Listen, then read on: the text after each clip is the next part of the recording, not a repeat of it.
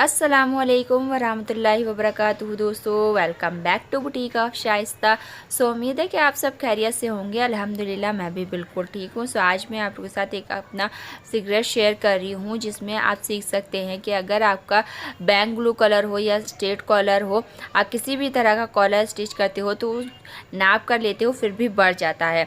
ये प्रॉब्लम सिर्फ बिगनर्स की नहीं है, जिन्हें अच्छे से स्टिचिंग आते हैं वो काफ़ी सारी ड्रेसेस स्टिच करते हैं, यानी काफ़ी अच्छी खासी स्टिचिंग करते हैं, लेकिन फिर भी उनसे ये प्रॉब्लम होती है।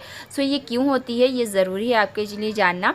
ये प्रॉब्लम तब होती है जब आप कोई चीज़ कम स्टिच करते हो। जैसे कि हम ग्लू अगर कम स्टिच करते हैं, बाकी सारी चीज़ें ज़्यादा स्टिच करते हैं, तो उसमें हमारा हाथ साफ़ हो जाता है। तो ग्लू स्टिचिंग करते वक्त ये भी इम्पॉर्टेंट है कि आपको सिर्फ माइंड में नहीं, यानी कि आपको सिर्फ स्टिचिंग करनी नहीं आनी चाहिए, बल्कि आपका उसमें हाथ भी साफ़ होना चाहिए, यानी कि उस चीज़ को आपने इतना स्टिच किया हो कि आपका हाथ भी सेट हो जाए।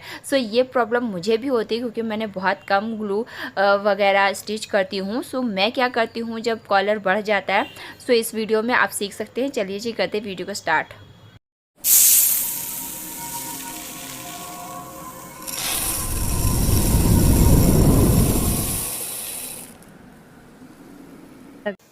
यहाँ पर मैंने एक शर्ट ली है जिसमें मैं ये बैंक ग्लू लगाने वाली हूँ। तो इसमें मैंने बटन पट्टी बना ली है पूरी ऊपर से लेके नीचे तक, और इसे मैंने दोनों पल्लों को बराबर से रखा हुआ है। यहाँ पर आप देख सकते हैं कि बटन पट्टी आगे पीछे है।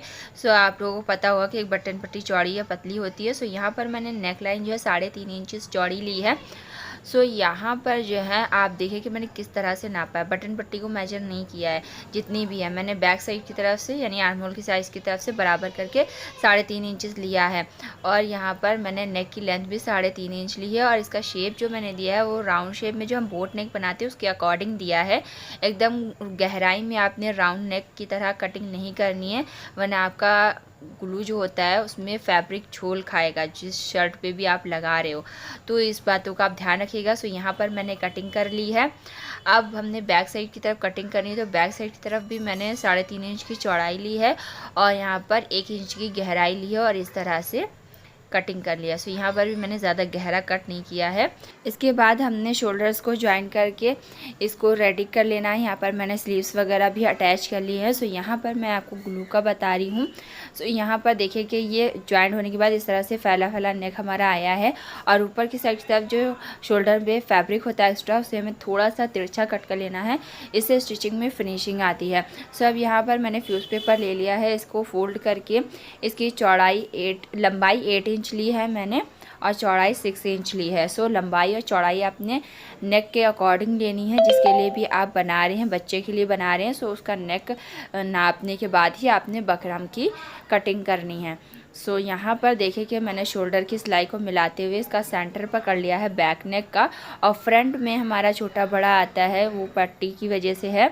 अब यहाँ पर देखिए कि मैंने बकरम में इस फैब्रिक को किस तरह से रखा है। 1/2 इंच सिर्फ छोड़ा है, ज़्यादा नहीं, ठीक है। और ऊपर से हमने पूरा मिलाना है, और इस तरह से पेन से हमें यहाँ पर शेप दे लेना है। यहाँ पर आपने नेक को बिल्कुल भी खींचना नहीं है। जिस तरह से वो इजीली राउंड हो रहा है उसी तरह से आपने इस शेप को ले लेना है पेन के मदद से। अब यहाँ पर हमने 1 इंच की चौड़ाई में निशान लगाया है, आप 1/4 इंच पे भी ले सकते हैं, और इसे राउंड शेप देकर हम इसकी कटिंग कर लेंगे। इस तरह की डिज़ाइनिंग और कॉलर की से जो हमारे वेस्टेड बकरम बचते हैं, इसको रीयूज़ आप किस तरह से कर सकते हैं, वो भी स्टिचिंग में ही, आपको कोई ग्राफ्टिंग नहीं करनी है। इसकी वीडियो मेरे चैनल पर अपलोड है, लिंक का इंशाल्लाह मैं डिस्क्रिप्शन में दे दूँगी। आप लोग ज़रूर देखिएगा। आपके जितने भी वेस्टेड बकरम के पीसेस होते हैं वो सारे यूज़ हो जाएंगे, और आपको कोई ग्राफ्टिंग करने की ज़रूरत नहीं पड़ेगी।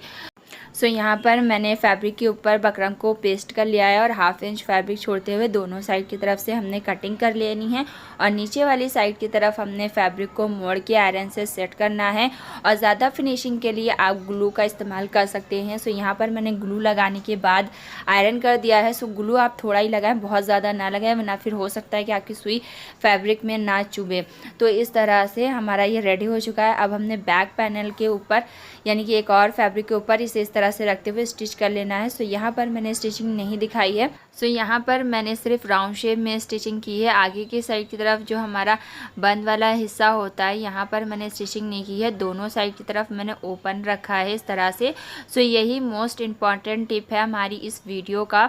सो अब मैंने ऊपर की साइड की तरफ 1/2 इंच फैब्रिक छोड़ते हुए इसे कटिंग कर लेना है और इसे फोल्ड करके आयरन से सेट कर लेना है। उससे पहले कि आप इस तरह से कट्स ज़रूर लगा लें, बहुत इंपॉर्टेंट है। इससे आपकी हर तरह की डिज़ाइनिंग वाली जो कटिंग होती है उसमें बहुत फिनिशिंग आती है। सो इस तरह से मैंने हाथ से इसलिए किया था क्योंकि ये क्रेप लॉन का मिक्स फैब्रिक था, इस पर ईजिली आयरन नहीं हो पाती, बहुत संभालना पड़ता है। सो यहाँ पर देखिए मैंने इस तरह से आयरन करने के बाद जो एक्स्ट्रा फैब्रिक है वो इस तरह से कट किया है नीचे का। सो ये अगर आप पहले ही कट कर लेते हैं तो फोल्डिंग के बाद कभी एक्स्ट्रा फैब्रिक हो जाता है या कभी कम हो जाता है। सो यहाँ पर बहुत ध्यान रखिए कि जो आपने एक्स्ट्रा फैब्रिक लिया है वो सिर्फ एक चापे का ही हो, एक चापे से बिल्कुल भी ज़्यादा ना हो, क्योंकि स्टिचिंग के वक्त एक्स्ट्रा फैब्रिक बढ़ता है, हमें लगता है कि कम पड़ेगा लेकिन ऐसा नहीं होता है। सो यहाँ पर मैंने ग्लू में भी सेंटर में कट लगा लिया था और शर्ट के ऊपर भी मैंने सेंटर का कट लगाया है। सो अब इन दोनों सेंटर को मिलाते हुए मैंने यहाँ पर पिन लगा ली है। इसके बाद जहाँ से हमने पिन लगाई थी वहीं से सिलाई को स्टार्ट किया है और ये जो शोल्डर की सिलाई है इसे आपने हमेशा बैक साइड की तरफ रखना है। और यहाँ पर जो हमने फैब्रिक कट किया था ना उससे ये होगा कि जब हम ग्लू को फोल्ड करते हैं आगे की साइड की तरफ तो कंधे में खिंचाव नहीं आता है। तो इस तरह की चीज़ों का ध्यान रखा करें, इससे आपकी स्टिचिंग बहुत फिनिशिंग होगी। तो आप जब मेहनत करेंगे तो आपको उसका फल भी मिलेगा। सो यहाँ पर आप देख सकते हैं कि हमारा पूरा 1 इंच कॉलर इस तरह से बढ़ती आ रहा है। सो इसे हम बाद में देखेंगे। पहले हमने जो है ना हाफ़ कॉलर अभी स्टिच किया है तो हाफ़ कॉलर हम और स्टिच कर लेते हैं। सो यहाँ पर भी आपने बैक साइड की तरफ शोल्डर की सिलाई को रखना है और इस तरह से स्टिच कर लेना है। सो यहाँ पर स्टिचिंग करने के बाद देखिए एक साइड की तरफ मेरा 1/2 इंच ही फैब्रिक बढ़ा है, दूसरी साइड की तरफ तो इतना तो फैब्रिक हमारा स्टिचिंग में ही चला जाएगा। सो अब हमने इस तरह से देखिए बैक साइड की तरफ हमने फोल्ड किया है जिस तरह से हमने कॉलर पहले स्टिच किया था और जो भी एक्स्ट्रा फैब्रिक है उसे बाहर की तरफ करते हुए इस तरह से मैंने स्टिचिंग कर ली एकदम बटन पट्टी से मिलाते हुए ताकि फिनिशिंग आए। और अब यहाँ पर हम एक्स्ट्रा फैब्रिक की कटिंग कर लेंगे।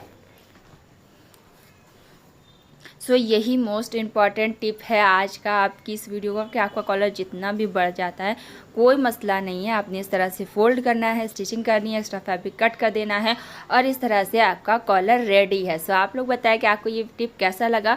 सो ये हर कोई स्टिच कर सकता है, इसमें कोई मुश्किल नहीं है। अगर आप हर तरह के स्टिचिंग हैक्स ट्राई कर चुके हैं इस कॉलर के लिए सो इस टिप को ज़रूर ट्राई कीजिएगा, आपकी परमानेंट इस समस्या का हल मिल जाएगा आपको।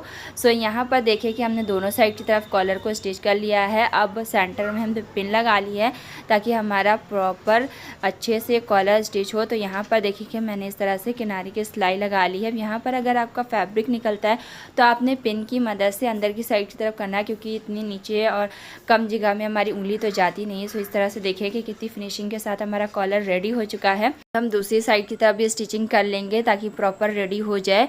और आपने देखा कि बैक साइड की तरफ बिल्कुल भी झोल वगैरह नहीं आया है। तो मुझे पहले ये होता था कि मैं एक्स्ट्रा फैब्रिक लूँ कम ना पड़ जाए, तो इस तरह की गलती मैंने कई बार करने के बाद ये सीख लिया है कि आपने फैब्रिक यहाँ पर बिल्कुल परफेक्ट लेना है, बिल्कुल भी एक्स्ट्रा नहीं लेना है। सो उम्मीद है कि आप लोग भी इस वीडियो से ज़रूर सीख गए होंगे। सो उम्मीद है कि आपको ये वीडियो अच्छी लगी होगी। अगर ये वीडियो थोड़ी सी भी हेल्पफुल लगी हो तो इस वीडियो को लाइक करके शेयर कर दीजिएगा ताकि आपके साथ साथ और लोगों की भी इस तरह की प्रॉब्लम्स सॉल्व हो सकें।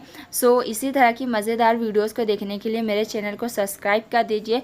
फिर मिलेंगे इंशाल्लाह नेक्स्ट वीडियो के साथ। तब तक के लिए अल्लाह हाफिज़ और कमेंट्स ज़रूर किया करें, इससे मुझे बहुत मोटिवेशन मिलती है।